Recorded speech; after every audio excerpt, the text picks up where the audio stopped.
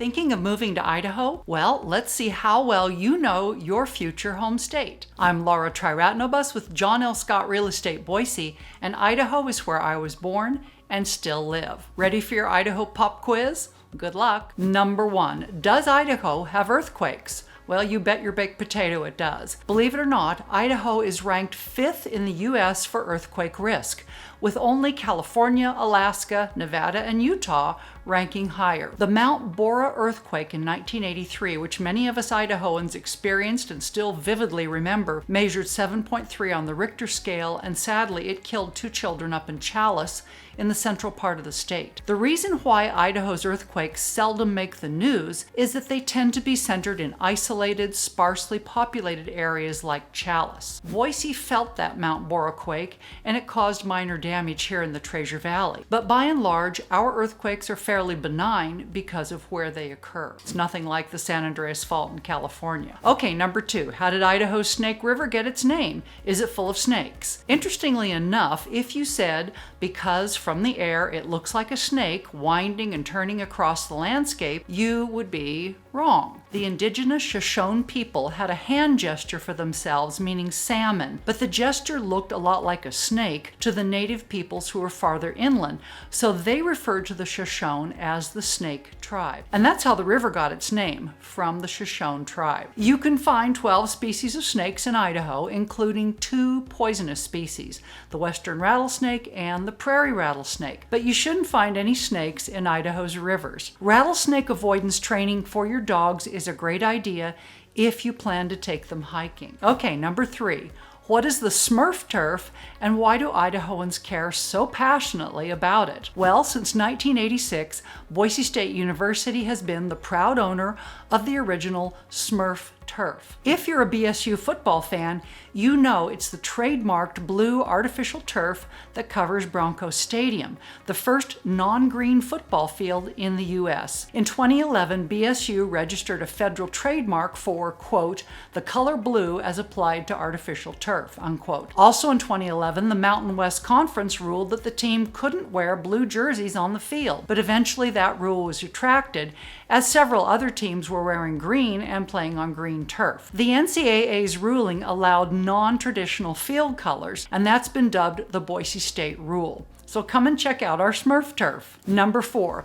Have you ever ridden a Hagerman horse? Have you even seen one? Well, the answers to both questions had better be no, as the Hagerman horse has been extinct for a very, very long time. The remains of more than 200 of these tiny prehistoric horses were found at the Hagerman Fossil Beds National Monument, about 90 minutes southeast of Boise. Hagerman is also known for beautiful Thousand Springs State Park and for Teeter's Knoll, an incredible home and studio built by Frank Lloyd Wright for well-known Idaho artist Archie Teeter. The building is in the National Register of Historic Places, and it's the only studio that Wright designed besides his own. You can join one of the annual tours of this amazing home. Number 5. How do most Idahoans earn a living? Well, despite appearances here in the heavily populated parts of the Treasure Valley in and around Boise, most Idahoans still earn their living through agriculture, forestry, or animal husbandry. There are 24,000 farms and ranches in Idaho,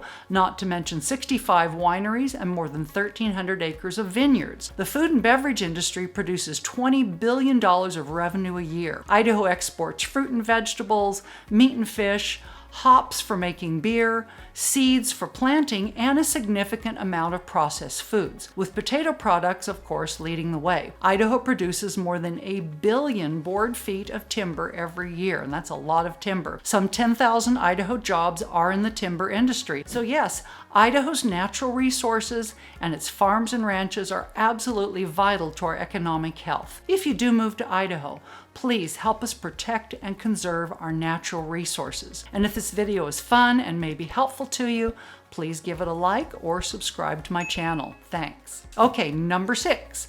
Where was the world's first Alpine chairlift and who invented and built it? It's probably not hard to guess that the location was beautiful Sun Valley, but you might be surprised to learn that the Union Pacific Railroad was responsible for that first chairlift back in 1936. In fact, the railroad developed Sun Valley, figuring that since they transported thousands of passengers from east to west through the U.S. annually, they might as well develop a world-class destination for those passengers to visit in Idaho. Guess how much it cost to ride the lift in 1936? 25 cents. Nowadays, a weekday lift ticket for an adult will set you back $240. The good news is that there are still cheaper places to ski in Idaho, especially if you decide to shell out for a season pass. Number 7. Which Idaho town claims to be the center of the universe? Well, that would be the little mining town of Wallace up in the northern part of the state. In 2004, the mayor of Wallace proclaimed the city to be the center of the universe because it can't be proven otherwise. One of the town's manhole covers was designated as the exact location of the center of the universe, and that was that. No one can argue that Wallace is or isn't what it claims to be, so you may as well accept it and join the annual Center of the Universe Festival in northern Idaho. The entire town is on the National Register of Historic Places because of its well-preserved buildings, and Wallace is located in an area of outstanding natural beauty. So why not plan a trip, even if you don't buy into the whole center of the universe notion? Number 8.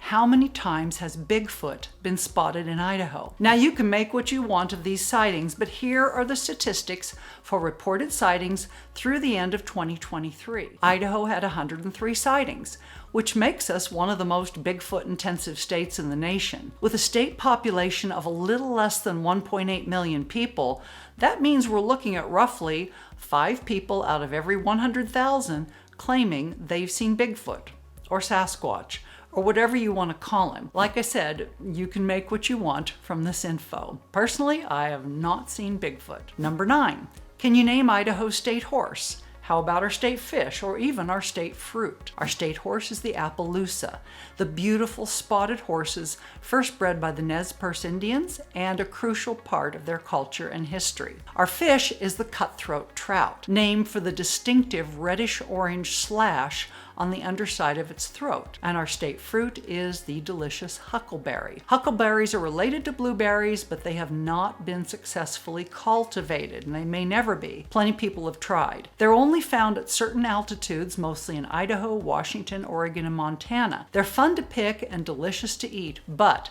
bears love them too, and huckleberries are an important part of their diet, so do keep a sharp eye out for bears when picking huckleberries. Finally, number 10. Are potatoes really that big of a deal in Idaho, or is that just a stereotype? Good question. Idahoans may get tired of being stereotyped as the potato state, but potatoes really are important to our economy. We grow more than a third of the U.S. potato crop, and we do plenty of potato processing as well. The J.R. Simplot Company, founded and headquartered right here in Boise, is the exclusive supplier of French fries, frozen French fries, I should say, to McDonald's restaurants. That deal goes back many decades to a simple handshake between J.R. Simplot himself and Ray Kroc, the founder of the McDonald's chain. And the stereotype is at least partly our own fault, because for decades, our license plate said famous potatoes, and that's all they said. So it's not surprising that people all over the world associate Idaho with spuds. So how did you do? Did you score high enough to count yourself as an Idahoan already? Thanks for watching.